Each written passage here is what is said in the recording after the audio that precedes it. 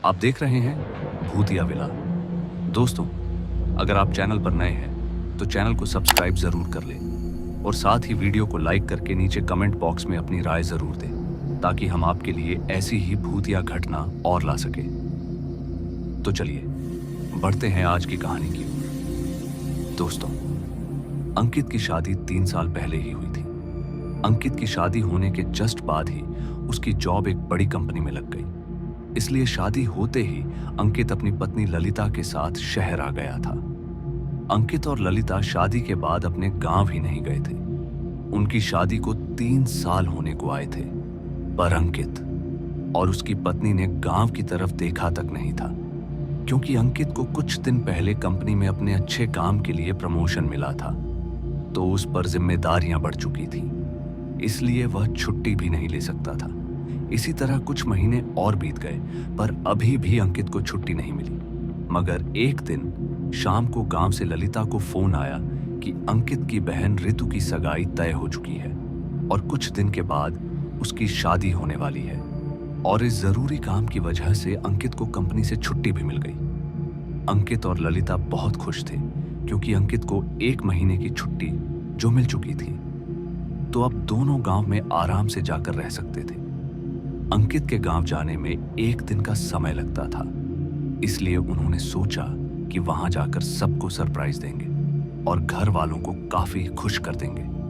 उन्होंने गांव जाने के लिए तैयारियां शुरू कर दी और अगले ही दिन गांव के लिए निकल पड़े। उन्होंने सुबह 7 की अपनी ट्रेन पकड़ी थी। कल शाम के 6 बजे तक गांव पहुंच चुके थे। दोनों ट्रेन से नीचे उतरे और फिर किसी ऑटो या बस का इंतजार करने लग गए, लेकिन घर पर अभी भी उन्होंने किसी को नहीं बताया था कि वह आ रहे हैं, क्योंकि वह घर जाकर सबको खुश करना चाहते थे। मगर उन्हें नहीं पता था कि उनकी यह खुशी कब खौफ में बदल सकती है। काफी देर तक इंतजार करने के बाद भी उन्हें कोई भी ऑटो या बस नहीं मिली। अब 8 बजने को चले थे और धीरे धीरे अंधेरा भी होने लगा था, क्योंकि इस टाइम सर्दी का मौसम था और गांव के इलाकों में ठंड का कहर कुछ ज्यादा ही रहता है। तभी उन्होंने सोचा कि थोड़ा आगे चलते हैं, शायद कोई बस या ऑटो मिल जाए, क्योंकि वह काफी समय बाद गांव जा रहे थे और घर में शादी भी थी, तो वह दोनों सभी के लिए गिफ्ट लेकर पहुंचे थे। तो इस कारण उनके पास काफी सामान भी था और इतने सामान को लेकर चलना काफी मुश्किल था, और अक्सर एक जगह रुके हुए इंसान को ठंड कुछ ज्यादा ही महसूस होती है, तो दोनों ने वहां से पैदल चलना ही बेहतर समझा। फिर काफी दूर चलने के बाद भी उन्हें कोई ऑटो या बस नहीं मिली, और तो और दूर दूर तक कोई नजर भी नहीं आ रहा था, और अंधेरा भी गहराने लगा था। अभी वो चल ही रहे थे कि तभी उन्हें सामने की ओर से एक रोशनी नजर आई।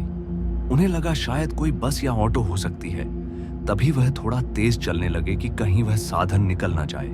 मगर जब उस रोशनी के पास पहुंचे तो उन्होंने जो देखा वह देखकर उनके होश उड़ गए। उन्होंने देखा कि इस सुनसान रास्ते में एक औरत सब्जी बेच रही थी, पर इस रास्ते में तो कोई इंसान नजर ही नहीं आ रहा। तो वह औरत इतनी रात को सब्जी किसे बेच रही है? वह जोर जोर से बोले जा रही थी कि सब्जी ले लो। वह दोनों उस औरत के पास गए और पूछने लगे कि आप इतनी रात को सब्जी किसे बेच रही हो? मगर इस पर उसने कोई जवाब नहीं दिया। पर तभी ललिता ने पूछा कि आप हमें बता सकती हो कि यहाँ आसपास में कोई बस स्टॉप या ऑटो कहाँ मिल सकती है? इस पर वह औरत बोली कि यहां से थोड़ी आगे चले जाइए। तो ललिता और अंकित बिना कुछ बोले सीधा चलने लगे। वे दोनों रास्ते में चलते चलते आपस में यही बात कर रहे थे कि वह औरत कौन थी। मगर इतने में ही उन दोनों की नजर बस पर गई तो उनके बदन में खुशी की लहर दौड़ गई। फिर जब वो बस के अंदर गए तो बस के अंदर कोई नहीं था, यहां तक कि बस का ड्राइवर भी नहीं। मगर ये बस अंदर से थोड़ी अजीब थी और इसमें से अजीब सी बदबू आ रही थी, जैसे कि कोई चूहा मरा पड़ा हो। फिर थोड़ी देर बस के बाहर खड़े रहने के बाद उन्हें एक आदमी की आवाज आई, जी बताइए कहां जाना है? फिर उन्होंने पीछे मुड़कर देखा तो बस में एक आदमी खड़ा था। तभी अंकित ने पूछा कि क्या ये बस आपकी है? तो वह आदमी बोला, हाँ ये बस तो मेरी है। क्यों, क्या हुआ जो आप ऐसे सवाल पूछ रहे हो? तभी ललिता बोली, आपकी बस के अंदर से अजीब सी बदबू आ रही है। तो फिर वह आदमी बोला कि बस पर पानी मारे काफी वक्त बीत चुका है, इसलिए बदबू आ रही होगी। आप तो बैठ जाइए, मैं आपको जल्दी आपके गांव पहुंचा दूंगा। फिर अंकित और ललिता दोनों ही बस के अंदर बैठ गए। बस के अंदर सिर्फ वे दोनों और बस का ड्राइवर ही था। फिर कुछ देर बैठे रहने के बाद बस के पीछे की तरफ से एक आदमी आया और किराया मांगने लगा। ये देखकर वह दोनों हैरान हो गए कि यह आदमी अचानक कहां से आया होगा। पर जब वह बस के अंदर बैठे थे तब तो वहां पर नहीं था। फिर ये सोचा कि शायद वह आदमी पीछे की सीट पर बैठा होगा तो उन्हें दिखाई नहीं दिया। ये सोचकर अंकित ने उसको किराया दे दिया। और फिर थोड़ी देर के बाद जब अंकित अपने मोबाइल में टाइम देख रहा था तब उसने देखा कि उसने बस का किराया कुछ ज्यादा दे दिया है। फिर वह बस के पीछे की सीट पर कंडक्टर के पास अपने एक्स्ट्रा दिए पैसे वापस लेने गया। मगर उसने वहां जाकर जो देखा उसे देखकर उसके तो होश ही उड़ गए। उसने देखा कि वह इंसान जो थोड़ी देर पहले उनसे किराया लेने आया था वो अब मर चुका है। यह नजारा देखकर अंकित की तो चीख निकल गई। अंकित की आवाज सुनकर ललिता उसके पास आई तो यह सब देखने के बाद वह भी हैरान रह गई। वह दोनों भागते हुए बस ड्राइवर की तरफ चल पड़े। मगर जैसे ही वे बस ड्राइवर के पास गए तो उस मंजर को देखकर मानो उनके पैरों तले जमीन ही खिसक गई। दरअसल उन्होंने देखा कि जो औरत थोड़ी देर पहले सुनसान रास्ते पर सब्जी बेच रही थी वही महिला अब बस चला रही है। और वह औरत बस के अंदर कब आई और जो आदमी बस में मिला था वह वापस से बाहर कब गया उन्हें कुछ भी मालूम नहीं है। अब उनका दिमाग पूरी तरह घूम चुका था। फिर दोनों जल्दी से बाहर निकलने के लिए बस के दरवाजे के पास जाने लगे।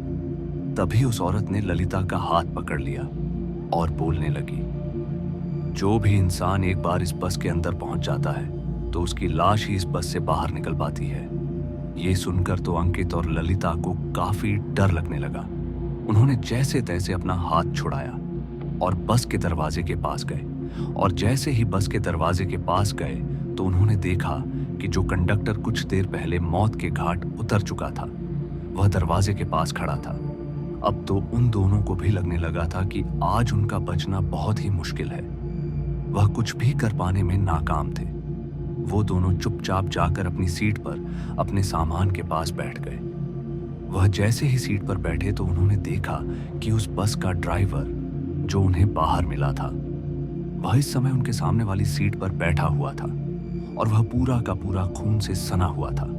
और यह सब देखने के बाद उन दोनों की बची कुची जान भी निकल गई। लेकिन वह अभी भी उस बस से बाहर निकलना चाहते थे और यही शायद कुदरत को मंजूर था, क्योंकि ललिता और उसके पति की नजर एक कांच पर गई जो पूरे तरीके से जर्जर था। उन्होंने फुर्ती दिखाई और उस टूटे कांच को पूरा तोड़ दिया और नीचे कूद गए। पर मुसीबत पीछा कहां छोड़ने वाली थी। वह दोनों जैसे ही बस से उतरे तो उन्हें सामने की ओर एक ऑटो दिखा। उन्हें लगा कि वो इसमें बैठकर इस सुनसान रास्ते से बाहर निकल सकते हैं। और वह जैसे ही ऑटो के पास गए तो उन्होंने देखा कि यह ऑटो तो उसी जगह खड़ा था जहां पर वह बस खड़ी थी। उन दोनों को कुछ भी समझ नहीं आ रहा था कि फिर से वे इस जगह पर कैसे पहुंच गए, जिस वजह से वह दोनों अब काफी डर चुके थे। फिर उन्होंने समय देखा तो 11 बज चुके थे और अब चारों तरफ ठंडी हवाएं चलने लगी थी। उन दोनों के जो गर्म कपड़े थे वह उनके बैग में थे और वह बैग तो बस में छूट चुका था और उनमें अब इतनी हिम्मत नहीं थी कि उस बस के अंदर वापस जा सके, क्योंकि जैसे तैसे तो वे लोग वहां से बचकर निकले थे। और अगर वह इस ऑटो के अंदर बैठ जाते हैं तो वह ठंड से बच सकते हैं। पर वह इस बात से अनजान थे कि वह किसी खतरे को बुलावा दे रहे हैं। वह जैसे ही उस ऑटो के अंदर बैठे तो वैसे ही ऑटो चलने लग गया। यह देखकर उनके तो होश ही उड़ गए।